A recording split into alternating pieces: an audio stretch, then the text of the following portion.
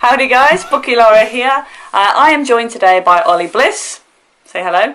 Hi. For the third instalment, I think, in our grand Dune adventure. We have been buddy reading Dune for about 100 years, and finally we are ready to talk about the ending. We are at last. Yeah. I've got my copy of Dune here just so I can show it off and say this is what we're doing. Oh, I'm delighted. I don't know where mine is. It's stuck in behind some furniture somewhere. You should show it sideways on so they can appreciate the efforts we've gone to. It has been a real chunkster though. I found it quite intense as well, must admit. It wasn't like a gentle read. No, I definitely wouldn't recommend that people do this if it's a first time reading sci-fi, for sure. I feel like you need to work your way up to something like Dune, because it's got an entire different universe with a whole new political structure and a whole series of names and weirdness that you're just not going to be able to comprehend for the first... Yeah, I remember sending you a message really early on when we first started saying I have no idea what is going on, and actually you then pointed me, didn't you, to websites where I could find out about the world, and that really helped me because I think it is really overwhelming at the start. A lot of world building goes on. But I think that's like a general criticism of sci-fi for me in general. There's a very few which just incrementally, slowly introduce it. A lot of it feels like you're being slapped in the face with a new world and you've just got to deal with it. Right, so book 3 starts off with one of my favourite parts of the book, and I don't know why, because I love the Baron. He is undoubtedly my favourite character in this book. I don't know what that says about me, but he is. But it starts off with the events where Fade has basically tried to have him killed. From what I remember, it was through one of the slaves that he was partaking in pleasure from, having a needle or something in the skin, just under the skin. Yeah. I think it's in his thigh, isn't it? Yeah. The idea is it's extracted and basically pinned into the person and they die. Just in such a beautiful way. But obviously the Baron, he ain't no fool. He sees it coming. I think he does several things that make him realise that Fade is definitely in on it, and then he calls him out on it. He sort of says, look, dude, stop trying to have me killed because it sucks. And actually that I thought was a really powerful moment, because they then have, don't they, that really big discussion about, okay, excuse me, I'm aware that you're trying to have me killed quite a lot and it's getting quite irritating, so if you would kindly stop, then I would, what does he say? Like, he will support him in taking over power from himself. And it's a beautiful turning point in their relationship, isn't it? I mean, which is told exactly the way he said it. As beautiful as their relationship gets. Relationship is, yeah. But essentially he's saying, I'm doing this for you, for your future. Stop trying to kill me because I want greatness for you and I want greatness for the Harkonnen household. And so stop trying to kill me, please. But and then he also adds into it, doesn't he, that to prove yourself or to sort of move on from here, you're going to have to go and kill all the slave women. And actually Fade is quite in and down with the slaves, so it's a way, I think, of the Baron really exerting, okay, you keep trying to kill me, but look who's really in charge here. Look what I can make you do. Absolutely. But with it's not like he's just saying, kill off these random people, because they are inside their infrastructure, and there could be, at some point, the slave, entertainers could end up trying to kill him, and they've all been hanging out intimately. So you could see his rationale for saying it, but that's a pretty big caveat to go, okay, we can be cool, but you've just got to kill off 20 people in order for it to be okay. Yeah, but that's why I love the Baron. Meanwhile, back on Arrakis, I think that Paul is having the whole becoming a Fremen, becoming one of the Fremen, and to do that he has to ride the worm, which I always think... No, it never occurred to me until that moment that I said it, and I was like, Yeah. But there is a moment where, and I wrote down that Paul didn't use a secondary with the worm. When he's climbing on or leaping on, that they're supposed to basically rely on another Fremen guy to support them. And he doesn't do that. Oh, and he's just, it's like the equivalent of not having a saddle. He's just going all out, isn't he? Like, just straight into it and kind of, I can totally ride this one. Yeah, and like, I don't need any support, I can do this all on my own. And actually, I thought that was, what interested me about that was the idea that the Fremen are supposed to rely on each other. They're really tight-knit, and Paul is kind of like, do you know what, I can do this on my own. And I thought that was quite interesting, that perhaps he isn't a true Fremen. And it also, I think, it represents how he is also attempting to change the Fremen way of life. That throughout definitely. this book 3, he does in more ways than one do that. He changes traditions and changes the way they've done things. And I think this is just another example of how he is going against the grain. Yes, he wants to be a Fremen, but kind of on his own terms. And keeping to a rigid kind of dogma can actually be quite limiting, and you need these kind of innovators to make some form of progress happen, to create change. And he is that kind of catalyst, isn't he, in terms of like, he comes in and he shakes everything up. He does. That I had not thought of that. Well, that's a very exciting moment for me. Yeah. So, like, it's like, yes, that's very Actual true. insight. I've had actual insight into a book. I'm very proud. Okay. And while they're out there in the desert milling about, they come under attack. A spice raid? Is it a spice raid? There's an opportunity for a raid, I'd say. These guys are coming and they want to take the spice, so they sort of all go down and hide, don't they? And then when they come down, they leap out and attack in a very exciting Fremen way. And then, shock horror, surprise, one of them turns out to be Gurney Halleck, which apparently was really exciting for Paul. But my favourite bit about reading this was that I remember reading it thinking, Gurney who? And I felt like it was supposed to be this huge moment, and it had completely passed me by, because I don't feel like he'd been mentioned for ages. And no, well, I don't think he's even mentioned like really at all in the second book, is he? Like, and then suddenly it's like, oh yeah. It's been ages going. This guy. Oh, Gurney. Yeah, I vaguely remember a Gurney. So that really, I think that took away from what was supposed to be a very exciting moment in the book when I didn't have a clue who he was. But it is beautiful when they see each other again. Is it beautiful? Yeah, I mean, that might just be down to my character, but I don't think I've ever really seen younger guys going Gurney man, and that to me that's like a proper old man type sort of hangout, where they haven't seen each other for 40 years or something, not like the small young, because he refers to him as a young pup, doesn't he? And it's and it's only been 3 years, so it's it is an emotional thing, and he kind of must have seen him as an uncle, because he's the right hand man to Leto or whatever. I just found it a little bit what is going on right now, and when did he become this old warrior man? So when they sort of return to, I don't know what the word is, Fremen home, they I think, I can't remember how he comes about it, but Paul makes the decision, I can't remember, maybe you do, but he makes the decision to drink the water of life. And I wrote in my notes, and this is not the exact words I used, this is a more polite version, but I wrote in my notes, Paul drinks the water of life, in brackets, what an idiot. Because it just felt, when I was reading it, like such an idiot move. He's like, oh, I quite would like to be, more aware than I am now. I'll drink something that might kill me. It just seemed like, what are you doing, Paul? But then I suppose he is a bit more arrogant now, isn't he?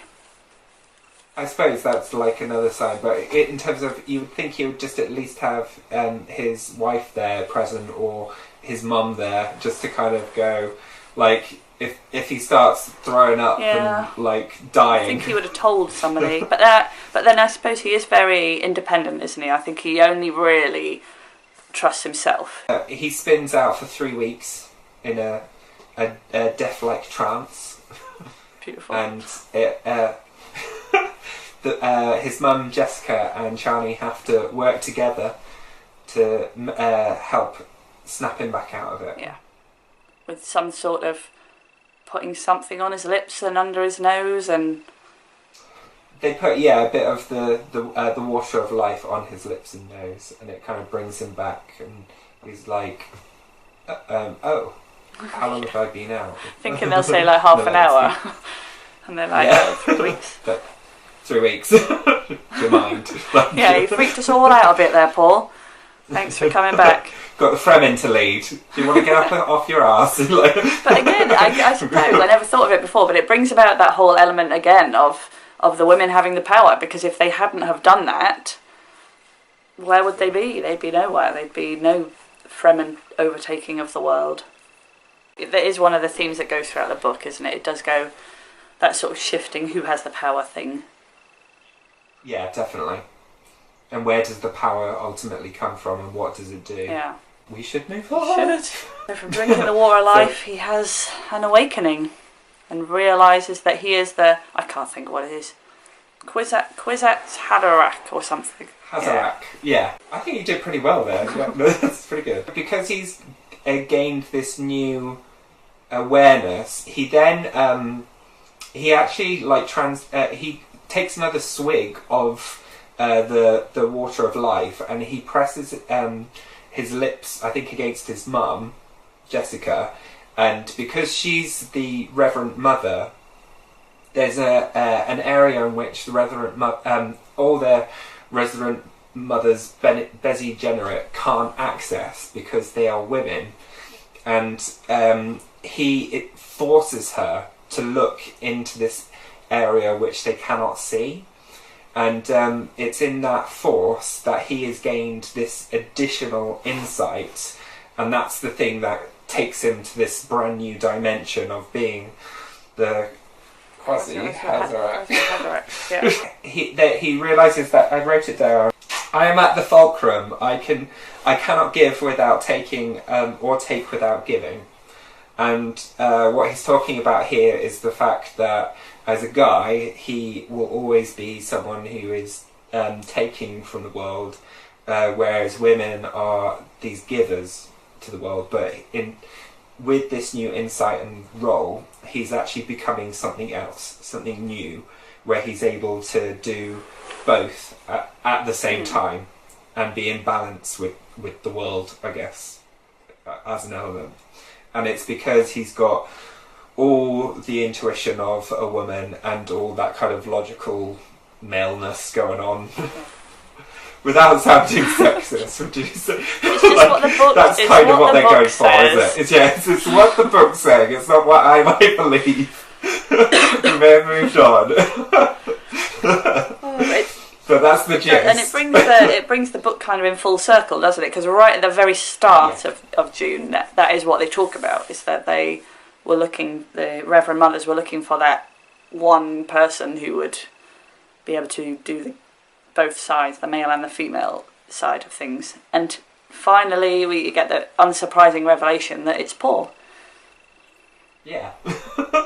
Jessica then begins to ask Paul, so now that you've got this new major insight in your life, what is for the future for ourselves? And he's like, that we don't need to concentrate on the future, we need to concentrate on the here and now, because there's a whole bunch of starships, this guild, up above our planet, which are about to descend on us. They're just waiting to know that the spice, their main kind of source of income and power and everything is wrapped up in the spice, is secure and safe, and the production is safe.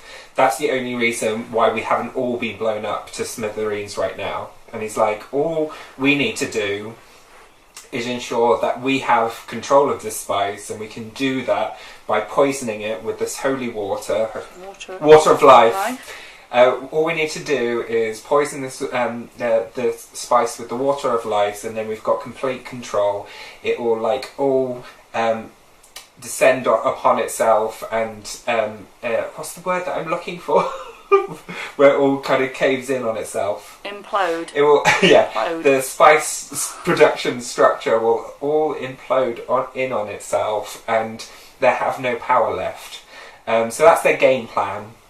But while they're having all these discussions, he finds out that his son has just been killed. There's been a southern raid, and in the process his sister has been kidnapped, and so the only thing that they can do is go and into instant attack mode.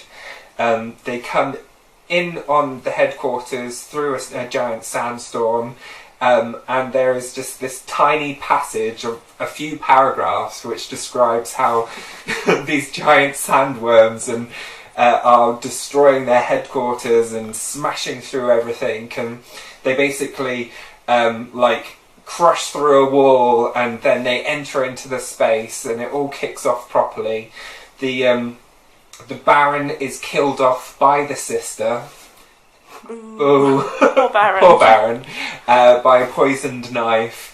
And she runs out into the sandstorm, killing off some more Harkonnens and raging her own little mini war by herself. And then Paul basically gets in on the action, calms things down, and single-handedly, through his diplomacy, is able to take complete control and monopolise the situation by basically calling each of the leaders in on their own games. So the Padash Emperor Shaddam IV he's like the big Don, he's the major emperor dude, and he's like, basically, you need to back up, because if you don't, I'm going to destroy spice production, this whole industry is going to implode in on itself, and instead we need to be working together, and the only way that that's going to happen is if I marry your daughter. And we form job done, basically. Yeah, that is literally it, isn't it? It's like, I mean, I'm saying this quite quickly in terms of, because there is so much that happens in in literally pages in comparison to the rest of the whole world building and the development the rest of the book is really slow paced. It's so and then all of a sudden it's like, oof. Yeah, and you're just inundated with these really fast paced but very articulate conversations that happen at lightning speed and basically change the entire dynamics of the world of Acuris. I think that's why I don't remember it as well. Yeah. I don't remember any of it very well, but I remember the last bit worse than the rest. Definitely. Because I didn't have time to digest and process it. Yeah, and I think also after you've been so embedded in that world for so long, you almost feel like the rug's been taken away from you, don't you? And you're just like, yeah, where the hell are we now? Like, it's a whole new world. What on earth is going on? That's pretty much Dune, isn't it? Like, there are some appendices about the economy and ecology afterwards. I did not read them. No, they are really dense and quite complex. But that's Dune, isn't it? We've done it. We're kind of there. Yeah, I was going to say that's Dune in a nutshell, but it was way not a nutshell. It's a long ass book. It is. So, but now that we've read it, how do you feel about having? Because it is like the kind of pinnacle one, isn't it? The pinnacle book, I suppose, of sci-fi. I don't know. I feel like I should probably read it again, but I think doing the videos has helped me to go through it, and I think it will stay in my head a lot better from having those sort of conversations afterwards. At first, I was like, "No way, I'm done." Actually, now I'm like, "Do you know what? It wasn't so bad. It's a good book. Oh, it is. It is just hard work. Yeah. It is. There are a lot of things about it that are hard work." Well, hopefully, if people do listen to us babbling on as well, it will make other people feel like they can enter into it a bit more. Even just one person. Yeah. Span aid. Shout out to her. She can watch our videos. So guys, that's it. We've come to the end. This is the end of our final chapter on Dune. It's been beautiful. It has been wonderful. It's been emotional. Hard work. It has been it's been more hard work than any other video that I've done on technical levels, which are all my fault, and I'm really sorry. But and emotional levels, which are all my fault. Oh, it's a beautiful moment. Oh my god, do you know what we just literally said though? I said technical and you said emotional. And that's the entire theme of that. That's far too much. It's almost like we wrote it. We've come so far, we now talk in Dune themes. That's the way we see the world now. You are a Mentat, I'm a Bene Gesserit, and it's a beautiful moment. It's a beautiful moment. Oh Lord, I feel like we should end on this moment. Yeah, definitely. Beautiful, but thank you, you've been amazing. Thank you too. Okay, well, bye from me until I see y'all another time. It's been really good. And thank you. And that's to you as well. Thank you.